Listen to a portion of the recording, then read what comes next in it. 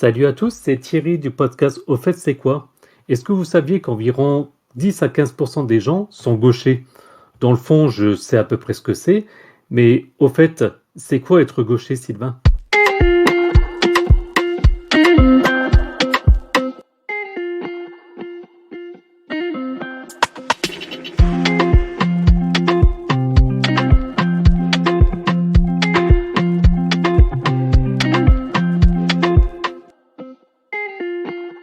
Salut Thierry, bonsoir à tous, c'est Sylvain du podcast Au fait c'est quoi?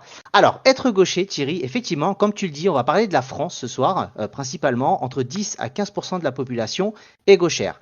Donc, tu as déjà sûrement entendu des expressions du quotidien, être maladroit, être gauche, passer l'arme à gauche, lever la main droite et jurer. Je pense que tu as déjà entendu, les gauchers n'ont pas forcément toujours eu une très bonne réputation, ça a même plutôt été très mal vu pendant très longtemps, on pouvait même assimiler ça à de la sorcellerie, il y avait des tortures, on pouvait être brûlé et il pouvait y avoir également voilà, pas mal de choses et ce qu'il faut savoir, c'est que c'est quelque chose qui existe depuis des milliers d'années parce qu'on a retrouvé dès la préhistoire au niveau de la taille des silex ou des dessins. Des analyses ont été faites et on a retrouvé effectivement des dessins faits par des gauchers. Je pense que toi, au niveau des expressions, tu les connais un petit peu toutes, Thierry. Est-ce que tu avais fait attention que le maladroit pouvait justement avoir un lien avec le côté gauche, pour le coup? Alors justement, pas du tout. Autant être gauche, ça me parlait, mais maladroit, j'avais jamais fait attention que ça venait de là. Soyons précis, on en a parlé et on s'est dit on va préparer cette émission parce que toi-même tu es gaucher. Exactement. Donc si je vous m'entendez dire nous ce soir, c'est que je représente les 10 à 15% de la population gauchère et que je vais essayer voilà, de vous expliquer le plus possible le quotidien que j'ai vécu et en quoi consiste être un gaucher aujourd'hui, en tout cas. Mais alors, qu'est-ce que ça change? Que moi, en l'occurrence, je suis droitier et c'est vrai que je vois pas spécialement de contraintes. Et dans ma famille, à part une personne, tout le monde est droitier. Qu'est-ce que ça change? Alors, peut-être par exemple sur les couverts, ce genre de choses. Tu Alors, peux nous donner des cas concrets? Alors, je vais d'abord commencer par qu'est-ce qu'est être gaucher? De vous donner des explications un petit peu scientifiques et un peu Oui, c'est peut-être pas génétiques. mal. Je ne vais pas rentrer dans le détail. Je ne suis pas médecin, je ne suis pas chercheur. J'ai pas envie voilà, de vous perdre dès le début. En gros, concrètement, être gaucher, c'est en partie dû à la composition cérébrale d'un individu. Le cerveau humain est composé de deux hémisphères, comme tu le sais Thierry, donc l'hémisphère droit et l'hémisphère gauche, qui abritent chacun différentes fonctions d'un degré d'importance variable. On va appeler ça la latéralisation. Concrètement, l'hémisphère droit, c'est ce qui gère principalement les gauchers, c'est-à-dire tout ce qui est l'émotion, l'intuition, la créativité et le fait de penser simultanément. Le cerveau gauche est majoritairement utilisé par les droitiers, et là c'est effectivement tout ce qui est logique, raison, pense en mots et non en images, de l'analyse des cortiques. Voilà, concrètement, les gauchers et les droitiers n'utilisent pas les mêmes parties du cerveau, principalement, et on va même dire que souvent on t'entend parler un peu, les gauchers ont un cerveau inversé, disons que le fonctionnement l'est un petit peu effectivement dans l'esprit, et il y a le corps calleux, c'est-à-dire que les gauchers ont un corps calleux, c'est juste la zone qui permet de communiquer entre les deux hémisphères qui est plus grosse, donc qui permet en règle générale une meilleure transmission d'informations. Voilà, j'ai essayé D'accord. de Donc, ne pas trop vous perdre, mais c'est ce qui voilà, explique un peu scientifiquement les différences dans le fonctionnement entre les gauchers et les droitiers. voilà, donc simplement, le cerveau découpé en deux hémisphères, un est plus prioritaire que l'autre. Et donc, pour les gauchers, c'est l'hémisphère droit qui est un petit peu plus prioritaire. Exactement, les gauchers vont développer, stocker des fonctions plus importantes dans l'hémisphère droit et inversement pour les droitiers. Juste à titre d'information, il y a ce qu'on appelle l'aire de Broca qui gère le langage et qui, pour le coup, est en général à gauche. Et donc, ce qui gère souvent les mouvements. Donc, les droitiers sont souvent, on va dire, un peu plus privilégiés sur cette zone-là. Et ce qui peut parfois générer de la dyslexie un peu plus fréquente, pour le coup, chez les gauchers. Sache qu'il y a des études qui ont été faites et qu'ils ont remarqué que cette aire du langage 25% des gauchers réussissent à la mettre à gauche au lieu de droite. Donc on voit quand même que le cerveau humain est quand même plutôt bien fait, malgré tout. Et du coup, il y a un côté un petit peu génétique par rapport à ça? Alors, oui et non.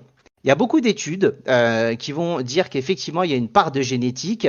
Oui, dans le sens où effectivement, en fonction des analyses de chromosomes, on va remarquer que le gène va apparaître majoritairement, mais c'est pas tant que ça évident. Il y a débat. Disons que par exemple, je vais te donner un petit exemple. Tu peux avoir des jumeaux et qui peuvent être tous les deux. Alors 20%, en gros, tu vas avoir un gaucher et un droitier. Donc c'est pas que de la pure génétique. Moi, par exemple, mes parents sont tous les deux droitiers et pour autant, je suis gaucher. Donc tu as des gens qui vont être un peu pour la génétique, d'autres un peu contre. En tout cas, pour moi, ça explique en partie, mais pas vraiment. Tu vas avoir également des hypothèses qu'on va appeler congénitales. Par exemple, la position du fœtus aurait un impact sur le fait qu'un enfant puisse se développer gaucher plutôt que droitier. Je ne rentrerai pas dans les détails plus techniques et scientifiques. Je vous invite à aller sur les différents sites. Vous tapez sur Internet gaucher. Vous allez voir qu'il y a un nombre de sources incroyable. Et ça, en l'occurrence, je crois que c'est pas que pour les êtres humains. Moi, j'ai souvenir de tests avec des animaux. Par exemple, j'ai un chien, il suffit de lui mettre, par exemple, une croquette dans un petit tube relativement fin et on arrive à voir s'il prend plutôt avec la patte gauche ou la patte droite. Tu confirmes ou c'est propre aux êtres humains?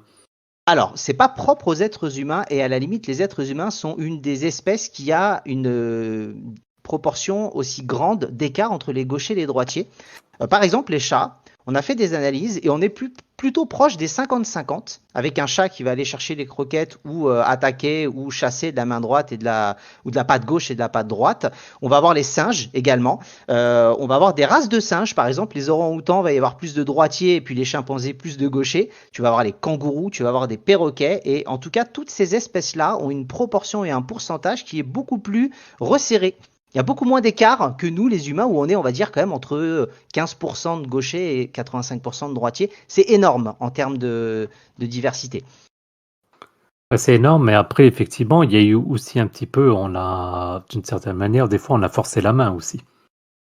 Alors, ouais, effectivement, tu as beaucoup de gauchers qui ont pu être contrariés. Comme on l'a dit tout à l'heure, de base, c'était très mal vu. Donc, tu as beaucoup effectivement de parents à l'époque qui considéraient que c'était la main du mal, la main du diable. Même dans un moment plus récent, même moi, par exemple, on a essayé de me contrarier dès la maternelle en me faisant tenir la cuillère pour le yaourt de la main droite. Je la remettais constamment de la main gauche. Ma mère s'en était rendue compte et avait été voir effectivement les maîtresses pour demander justement à ne pas me contrarier. Et c'est quelque chose qui peut avoir un impact dans le développement du cerveau de l'enfant. Et effectivement, ça peut gérer pas mal de petits problèmes. On a d'autres inconvénients, et ça, on va en parler. Parce que nous sommes dans un monde de droitiers. L'école, le travail, la cuisine, tout est fait pour les droitiers. Alors quand on dit l'école, par exemple, tout bête, quand tu es plus jeune, moi je me rappelle, au collège ou en primaire, on me disait écris avec un stylo plume. Très bien, je le fais. J'écris de gauche vers la droite, donc tout ce que j'écris, je repasse par-dessus. Donc forcément, tu effaces tout ce que tu viens d'écrire. Les gauchers ont souvent les doigts qui sont remplis de stylos et c'est compliqué. Donc si tu remarques, souvent les gauchers vont mettre la main vers le haut et complètement tordue. Donc c'est ce qui nous permet la majeure partie du temps d'écrire sans effacer ce que l'on vient d'écrire. Ou alors moi je prenais la méthode de mettre un buvard que je décalais quand j'écrivais, tu sais, pour absorber l'encre et ne pas tout effacer. Ouais, alors il y a cet exemple-là, et puis j'ai en tête aussi, par exemple, avec des ciseaux. C'est-à-dire qu'on a souvent, moi qui suis droitier, tu as une partie des ciseaux qui a, on va dire, une anse ronde pour pouvoir passer le pouce, et puis l'autre partie qui est plus large pour pouvoir passer deux ou trois doigts. Potentiellement, du coup, toi, t'es embêté avec des ciseaux. Alors les ciseaux, moi à mon époque, il y avait très peu de ciseaux pour gaucher. J'étais nul pour découper, d'une précision catastrophique. C'était très compliqué. Maintenant, il y a des ciseaux pour gaucher, il y a des stylos pour gaucher, il va y avoir des souris pour gaucher. Parce que moi, par exemple, je sais aussi bien gérer une souris de la main droite que de la main gauche. Mais j'ai dû apprendre de la main droite, ce qui n'était pas ma main naturelle. Mais à l'époque, il n'y avait pas spécialement de souris qui était adaptée. Un truc tout bête, le bec verseur. Tu sais, si tu prends une casserole, tu vas verser, le bec verseur est à gauche, donc tu prends ta main droite, tu penches vers la gauche, le liquide tombe dans le bec verseur. Quand tu es gaucher et que tu prends ta main gauche, tu penches, le bec verseur se retrouve en haut, tu ne peux donc pas l'utiliser. C'est un truc tout bête que les gens ne se rendent pas compte. Un bec verseur, voilà, je suis quasiment obligé d'utiliser ma main droite. Mon côté droit dans mon corps me sert à faire l'équilibre. Si tu veux, je suis une catastrophe nucléaire, je n'arrive pas. Donc par exemple, ça, c'est quelque chose que les droitiers ne s'en rendent pas compte. C'est vraiment compliqué au quotidien. Oui, et puis souvent quand on parle des gauchers et droitiers, c'est aussi, alors on parle principalement pour la main, mais souvent c'est lié aussi au pied. Donc en tout cas pour moi qui suis droitier, j'ai plus naturellement tendance à utiliser mon pied droit. Et donc pour conduire par exemple, bah, le pied droit pour l'accélérateur, c'est bien pratique.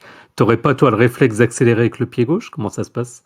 Non, parce que dès le début, en fait, malgré tout, t'apprends dans un seul cadre. Donc, ce qui fait que je pense que l'apprentissage est peut-être un peu plus long, mais quand t'as connu que ça, c'est un peu comme pour les souris d'ordinateur, le cerveau s'adapte, quoi qu'il arrive. Mais on sera peut-être moins à l'aise que les droitiers. Pour finir, quelques petits exemples. Le cousin de ma mère a fait des études d'imprimerie. Tout était fait pour les droitiers. Il a eu énormément de difficultés à obtenir son diplôme. Un appareil photo, tous les boutons pour prendre les photos sont à droite, qui n'est pas notre doigt, en tout cas principal. Tu parlais tout à l'heure un peu des différences entre un gaucher, le pied et autres. Tu vas avoir ce qu'on appelle des gauchers exclusifs, comme moi, c'est-à-dire main droite, pied droit, œil gauche, qui est mon œil fort. Mais tu peux très bien avoir des gauchers qui ne sont pas exclusifs, des faux gauchers, par exemple. Donc des gens qui peuvent être amenés, par exemple, à écrire de la main gauche, mais jouer au foot du pied droit. Un exemple tout bête, Raphaël Nadal, gaucher dans l'éternel au tennis, bah, par exemple, va jouer au foot du pied droit ou écrire principalement de la main droite. Donc, voilà, on peut comparer parfois des personnes qui seraient ambidextres, mais il y a ce qu'on appelle des faux gauchers ou même des faux droitiers. Ça existe. Et du coup, quand tu as préparé l'émission, alors on est honnête, hein, forcément on prépare un petit peu les émissions, et tu mettais dans notre conducteur comme quoi il y avait une journée internationale des gauchers, c'est ça? Alors, j'en reparlerai un petit peu tout à l'heure dans les chiffres parce que j'ai pas parlé des avantages, j'ai parlé des inconvénients. On va quand même Bah, parler des avantages. tu vois comment que je suis. Moi, forcément, je considère que c'est un handicap. Bah oui, c'est ça. Mais parce que tu as inversé la question. Tu as commencé par les inconvénients, je t'ai vu venir, et je me suis dit, tu veux zapper les avantages. Non, c'est bien Bah ouais. connu. Dans le domaine, par exemple, sportif, les gauchers sont réputés pour être très bons, par exemple, dans l'escrime, le tennis. Alors, il y a un côté où les droitiers n'ont pas l'habitude de jouer face à un gaucher, donc il y a un côté un petit peu perturbant, mais il y a quand même une meilleure coordination des mouvements. C'est ce qu'on va appeler un domaine kinesthésique. Donc, par exemple, le mime Marceau était gaucher. Et tu as souvent, bah, dans les sports, les gauchers sont réputés quand même pour être plus techniques et plus créatifs. Donc toujours lié par rapport au cerveau qui est plus dans le domaine de la création. Tu vas avoir également un domaine qui est plus spatial, donc c'est-à-dire la localisation dans l'espace, comme les architectes par exemple, où la proportion des gauchers est plus importante. J'avais regardé des chiffres et il y a quelques années, il y avait en escrime par exemple, sur les 10 meilleurs mondiaux, 7 étaient gauchers. Ce qui est totalement fou quand on sait que 15% de la population mondiale est gauchère. Donc voilà, tu as quand même quelques exemples qui sont plutôt pas mal. Tu vas avoir dans les domaines souvent artistiques, c'est-à-dire la création, la musique, l'art, la peinture. Tu vas retrouver quand même un pourcentage de gauchers plus important que dans la société traditionnelle. Oui, et puis dans le sport, par exemple, des gauchers qui obtiennent des titres, c'est pas surprenant. J'ai en tête, par exemple, en boxe, si je dis pas de bêtises, on parle d'une fausse patte pour un gaucher. Alors, c'est pas très positif au niveau du discours, mais j'imagine que ça change radicalement. Moi qui faisais du tennis de table, quand j'étais en face d'un gaucher, c'était compliqué aussi parce que tous les effets étaient inversés, par exemple. Alors déjà, tu as le côté de ne pas avoir l'habitude de jouer contre un gaucher, donc c'est perturbant pour un droitier, alors qu'un gaucher a l'habitude de jouer contre des droitiers, parce qu'on est très peu de Oui. base. Et puis, il y a la meilleure coordination des mouvements, le fait que les deux cerveaux communiquent de manière plus rapide avec plus d'informations. Souvent, ça te fait gagner des millièmes de secondes pour réagir entre ton cerveau et ton corps. Ces millièmes de secondes-là, quand tu es dans un sport, bah, ça peut faire la différence, concrètement. Ouais, effectivement. On peut passer aux chiffres alors ou tu avais Alors, encore on des va choses passer à aux chiffres. ajouter? Écoute, la journée internationale des gauchers existe depuis 1976. C'est une journée mondiale et c'est le 13 août. Donc, j'espère et je souhaite que tout le monde me souhaite cette journée-là. Quelques chiffres tout bêtes. Sache que les gauchers ont entre 5 et 10 ans d'espérance de vie en moins qu'un droitier. Pourquoi? Parce que les gauchers, par leur côté peut-être plus créatif mais plus tête en l'air, ont tendance à souvent mourir plus facilement dans des accidents de la vie quotidienne. Moi, par exemple, j'ai souvent tendance à être assez gauche et faire à peu près tout tomber, alors qu'on est censé avoir une meilleure coordination des mouvements. Sors-moi d'un terrain de foot ou de tennis, c'est pas du tout la même chose. Et donc, voilà, ça fait partie quand même aussi un petit peu des inconvénients à nous d'essayer de nous cadrer un petit peu plus. Comme on l'a dit tout D'accord. à l'heure, entre 10 et 15% de la population est gauchère. Ça va être en France, par exemple, 12% des hommes et 9% des femmes, donc il y a un peu plus d'hommes gauchers. Et des chiffres que j'ai trouvé intéressants, c'est que si par exemple tu as un parent qui est gaucher, tu vas avoir 18% de chance d'être gaucher, et si les deux sont gauchers, comme j'ai dit tout à l'heure, 30% de chance. On voit que ça augmente beaucoup, 30%, c'est pas fou quand même, dans l'absolu. Dans l'esprit, c'est quand même un tiers de chance. J'ai trouvé ça assez intéressant comme chiffre. Est-ce que toi, tu avais un peu notion de ces chiffres-là?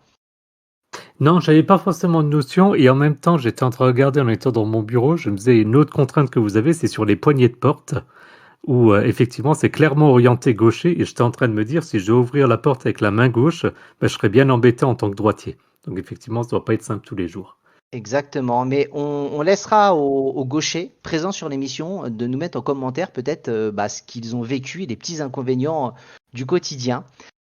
Pour les Oui, chiffres, en tout cas, voilà moi ce que j'avais trouvé. Je voulais finir par les gauchers célèbres parce que c'est quand même ce qu'il y a de plus important. On représente.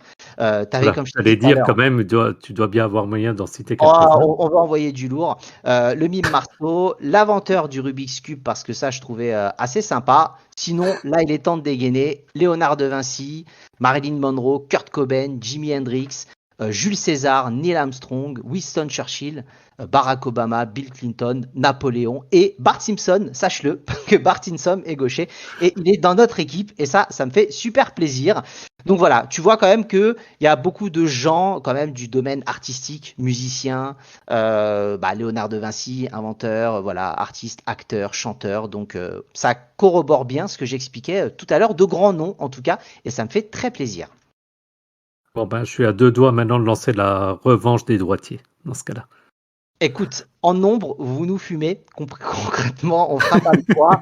Maintenant, si on se déplace un peu mieux, une meilleure coordination des mouvements, il y a peut-être bataille. Ça, c'est un autre débat. En tout cas, est-ce que tu as d'éventuelles questions? Non, moi tout est bon. Merci beaucoup Sylvain, parce qu'effectivement, c'est des sujets qu'on n'aborde pas beaucoup. Donc j'ai appris pas mal de trucs. J'espère que ça va être pareil pour nos auditeurs. Exactement. Retrouvez-nous après le générique pour les différents réseaux sociaux et les plateformes pour nous retrouver.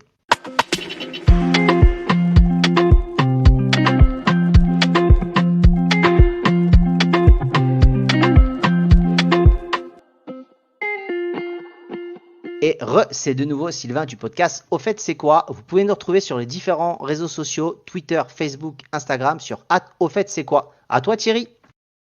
Et puis également, donc, vous pouvez suivre nos podcasts sur les principales applications. Donc au niveau des liens, ils sont également disponibles sur notre site, donc au fait c'est quoi.fr. Et puis enfin, vous pouvez nous soutenir financièrement pardon, via notre Patreon. Donc patreon.com/au fait c'est quoi. Patreon, ça s'écrit Patreon.